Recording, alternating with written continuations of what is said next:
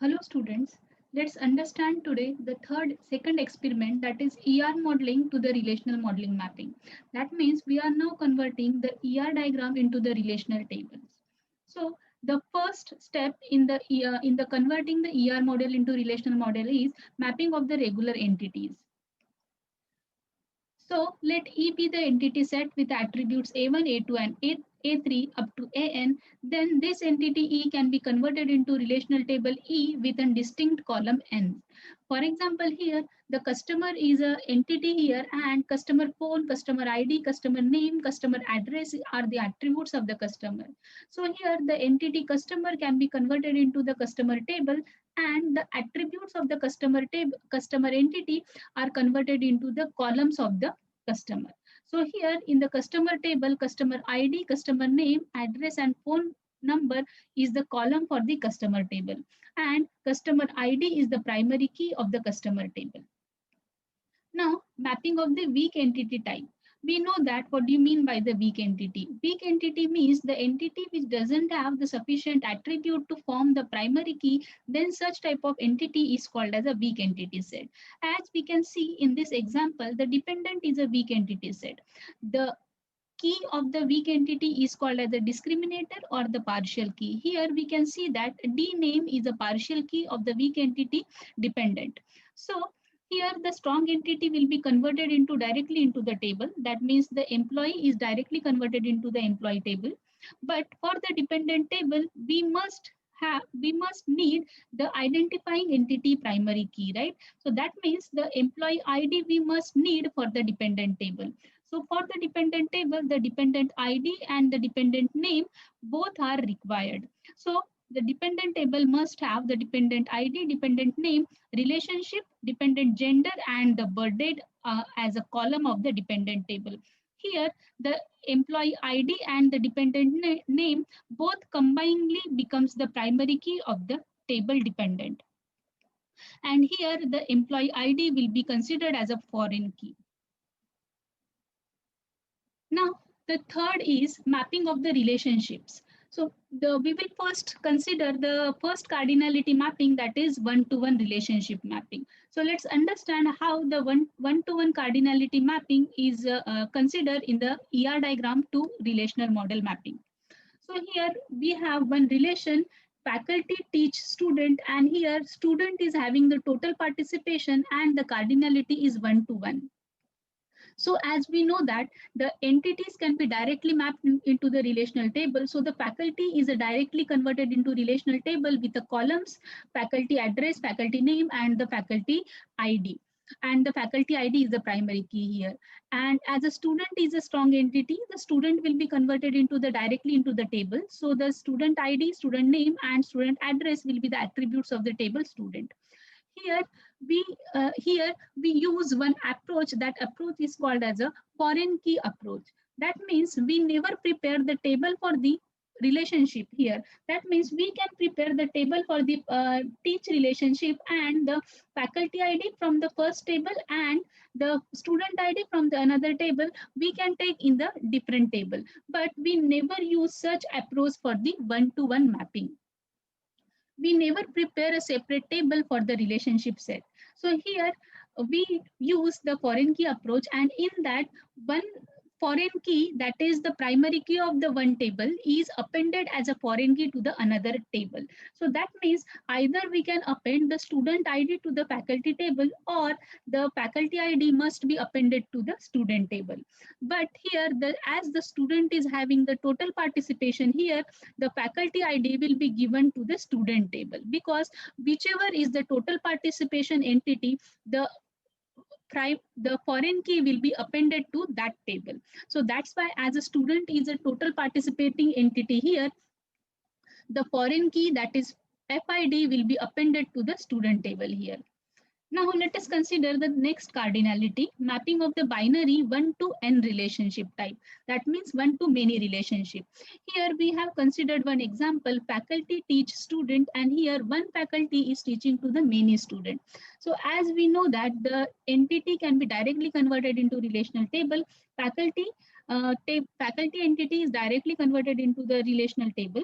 That is faculty ID, faculty name, faculty address, and the salary will be attributes of the faculty table. Student entity will also be directly converted into the student table. Here, the student ID, student name, student address, and student branch are the attributes of the student table. But here, we never prepare the separate table for the relationship approach, that is the foreign key approach. Now here, either the student ID will be appended to the faculty table or the faculty ID is appended to the student table. Now let us see which approach we can use here. Now here we can see with the help of the Venn diagram also you can see that the faculty entity set, that means we have only one faculty and we have the 4 student set here. Now we know that if we are considering the SID, that means the student ID is appending to the faculty now. But we know that we have only one faculty here. So let me consider that. So here, one faculty,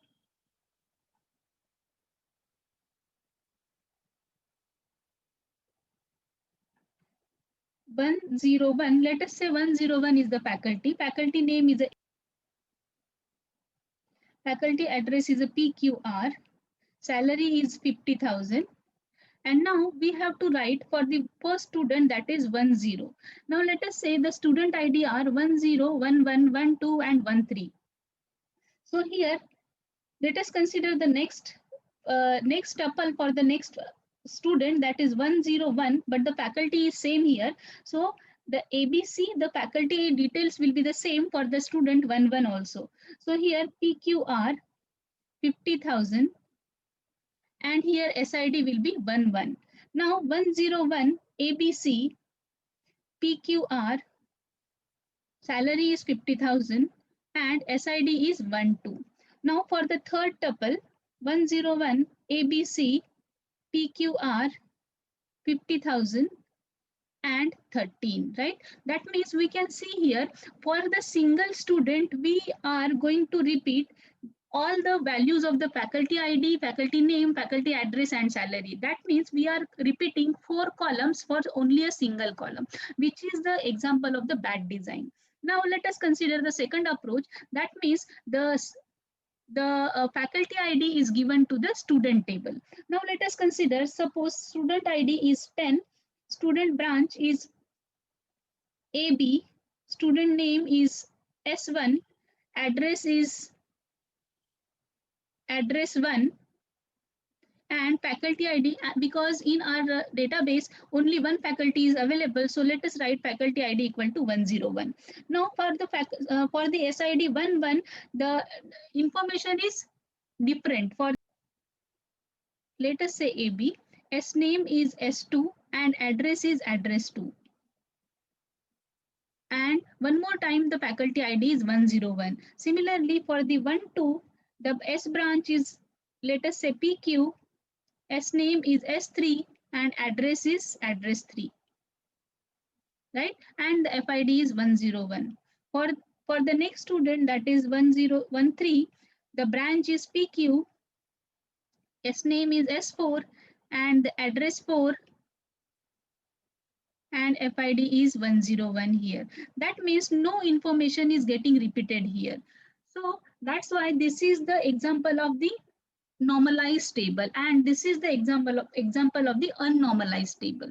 So here always remember, whenever it is the 1 to n relationship mapping, we have to append the one side primary key to the many side entity set, right? So that means here the one side primary key is a FID, so the FID will be appended to the student as a foreign key. This approach is called as a foreign key approach. Now, the next mapping is binary and to many relationship mapping. So, cardinality relationship. Now here, many faculties are teaching to the many students. So as we know that the strong entity can be directly converted into the relationship set. So the faculty entity can be directly converted into the faculty relation. Student entity can be directly converted into the student relation. Now here, as the relationship is a many to many, always the many to many relationship set we have to convert into the separate table. So here we have to prepare a separate table for the teach relationship. And in the teach relationship, we have to take the primary keys of the both the associated entities. So here in the teach table, we have to consider the primary key as FID, SID, and the number of hours. That means if the attributes, if there are any attributes for the relationship, that you have to write in the relationship table. So here number of hours are the attribute of the teach relationship. That's why FID, SID, and number of hours will be the attributes of the teach table. Here the primary key of this table will be FID plus SID will be the primary key of this table. Now, mapping of the multi-value attributes. So here, what do you mean by the multi-value attribute? That we already know what do you mean by the multi-value attributes. For the single instance of that entity, if we have the multiple values of the attribute, then such type of attributes are called as a multi-value attribute. Means here for the single instance of the customer, we may have the multiple phone numbers. That's why the phone number is a multi-value attribute here. In the transformation of the ER model to the relationship model, we have to prepare a separate table for the multi-value attribute. Now, as a result of this, we have to prepare a separate table for the customer phone number. And in the customer phone number table, we have to keep the customer ID as identifying entity's primary key, that is customer ID and the phone number here. And in the customer table, the remaining attributes will be the part of the customer table. So that means in the customer table, we have the customer ID, customer name, and date of birth. And in the customer phone table, we have customer ID and customer phone number. So here customer ID and the phone number both will be the primary key of this table. Now, let us understand the mapping of the composite attribute. So composite attribute means the attributes which can be further subdivided into the sub-attributes are called as a composite attributes. So while mapping the composite attributes into the relational table, we have to consider the sub-attributes for consideration of the table. So here customer ID, and here the sub attributes are the first name, middle name, and last name. That's why we have directly considered the first name, middle name, last name, address, and date of birth of the customer. So in this way, the composite attributes can be mapped into relational table. Let us understand all these mapping with one single example. So we have the customer entity and we have two composite attributes here. The name and the address and the street is a composite attributes here. Phone number is a multi-value attribute and the age is a derived attribute here. So whenever we map the derived attribute, we never write the derived attribute as an attribute column. So customer table, so here we are converting the customer entity into the customer table. Customer ID is the primary key of this table. And as I said, the sub attributes will be the part of the entity attributes. So here the first name, middle name, and the last name. So that are the sub attributes of the name. So we have taken this first name, middle name, and last name. Street number, street name, apartment name as a sub attribute, and city, state, and zip code, and the date of birth. And as I said, the age, that is the derived attributes, are never be the part of the attributes of the entity set. So, and the customer name is phone number is a multi-value attribute here. So the customer ID and phone number will be there in the next table. Now let us consider the next mapping, which is of the unary relation. We know what do you mean by the unary relation. A unary relation means if the association is between the same entity, then such type of relation is called as a unary relation. We can see this with the help of one example. So the parts are made up of the small parts, right? But the parts are itself are the part. That's why it is the unary relationship. Here in the part table, we have the part ID, description, and the here the parent part ID, because here it is a unary relationship, and the role of the unary relationship is as a first is a parent part and second is a component part. So we have to consider the parent part as a foreign key for this.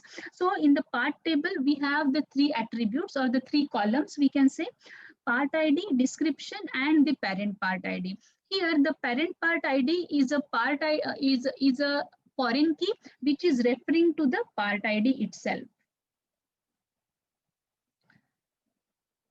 Now let us consider the next mapping, which is the unary many-to-many relationship. Here the multiple students are can be the mentor of the many students, right? So here the student ID is the primary key of the student name, student branch, and DOB, and the many students are working as a many mentor for the many student. So here in the student table we have the student ID as a primary key: student ID, student name, student branch, and the date of birth of student. And here we have to prepare the separate table for the student mentor table, as we know that for any many to many relationship we have to prepare the separate table for the that many to many relationship. So here student mentor table we have to prepare a separate, and in that student mentor table we have to take the student ID and the mentor student ID, and which is the primary key of the this table. So here the primary key of the student mentor table is a student ID plus the mentor student ID. Now let us understand all this mapping with the help of one ER diagram. So in this ER diagram, we have considered the bookstore ER diagram. Now let us map one by one what are the various relational tables which can be mapped directly from the entity. So here we have 6 entities here as a customer, shopping basket, publisher, book, warehouse, and the author. So as these are the strong entities, these entities can be directly mapped into the relational table, and whatever are the attributes of these entity that are converted into the columns. So let us write the first.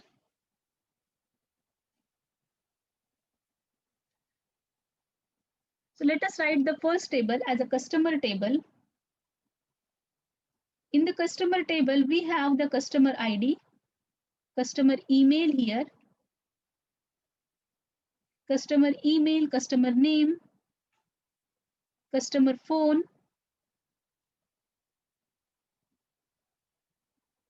and customer address.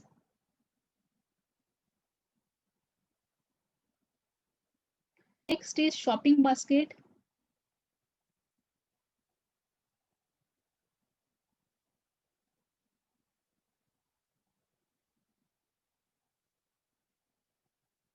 In the shopping basket table, we have shopping basket ID,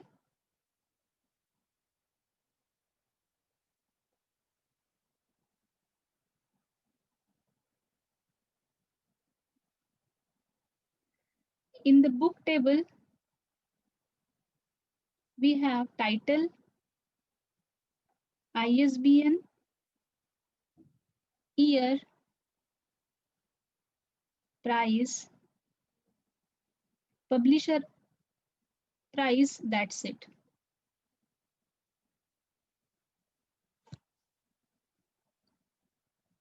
Next table is a warehouse table.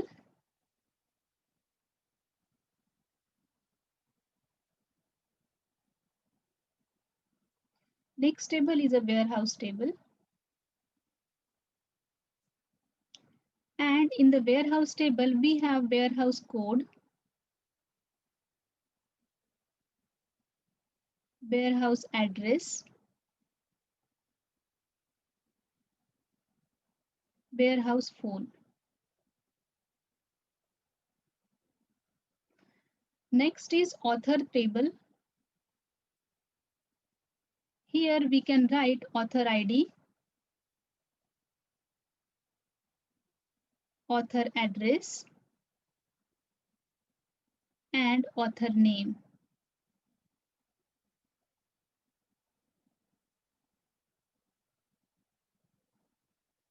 Next is a publisher table.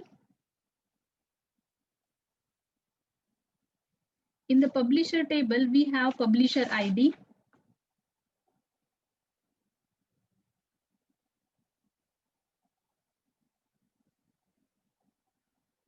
publisher name, publisher phone, URL, and the publisher address.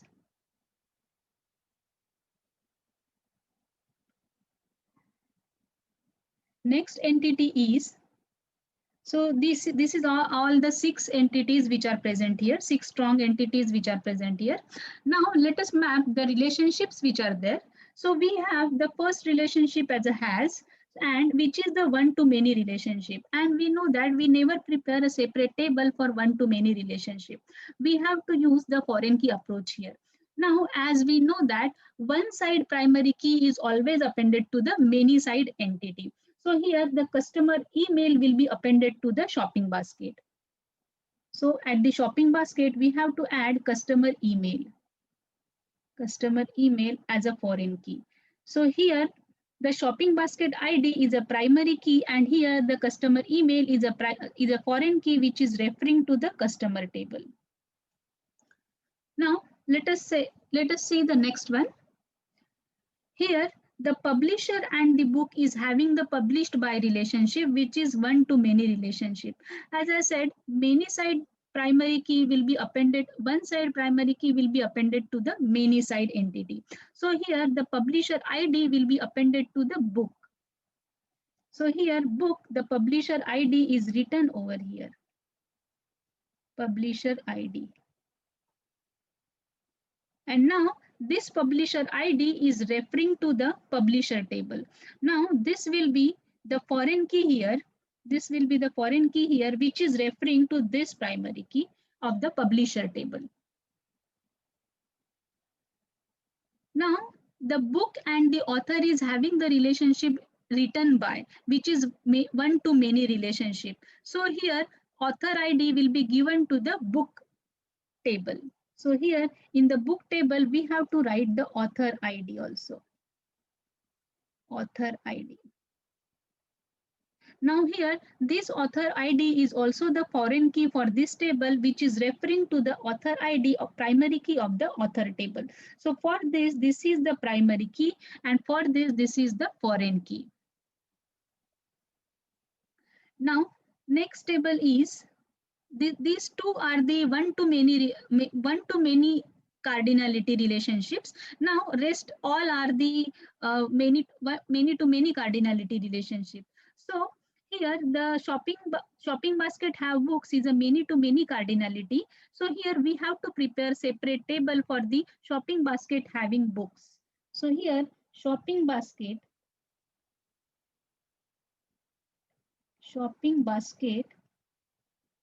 having books is a separate table which has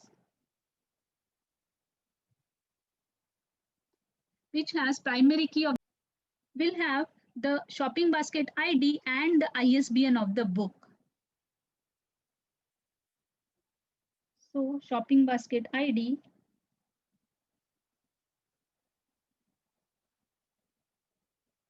and ISBN of the book. Here, these two are the foreign key for this table, as well as combiningly both these are the primary key of this table. Now, the next relationship is warehouse have books is a relationship between the books and the warehouse, which is having the cardinality many to many. So that's why we have to prepare separate table for the warehouse have books table. So here warehouse have books is a separate table. Warehouse have books is a separate table which contains,